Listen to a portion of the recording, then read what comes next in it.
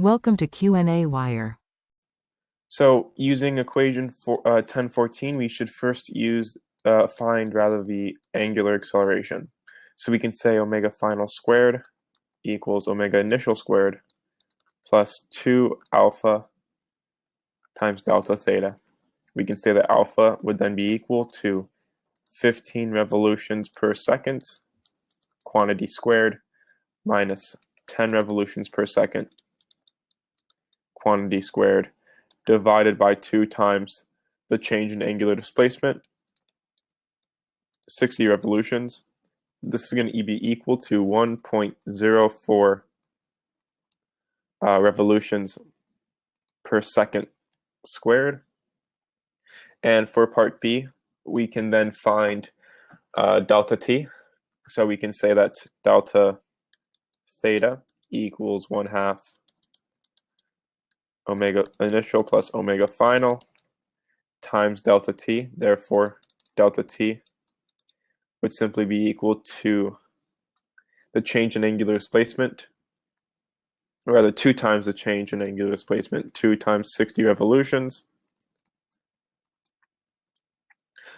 divided by 10 revolutions per second,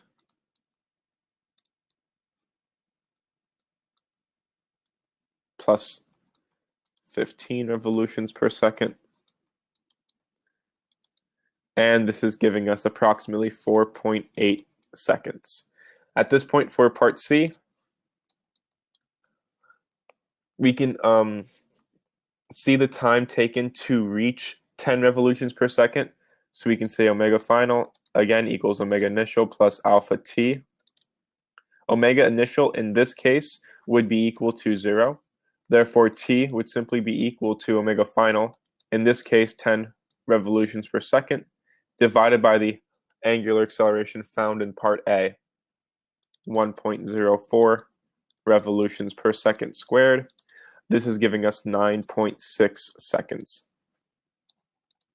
For part D, we can then find the total angular displacement during this time interval, and we can say omega final squared equals omega initial squared plus 2 times alpha delta theta. So delta theta would be equal to, here omega initial is going to be equal to 0. Therefore, delta theta would be 10 revolutions per second, quantity squared, divided by 2 times alpha, or 2 times 1.04 revolutions per second, quantity squared. Rather, 1.4 revolutions per second squared, not quantity squared. And this is equaling 48 revolutions. So that would be your answer for part D, your answer for part C, part B, and part A. That is the end of the solution. Thank you for watching.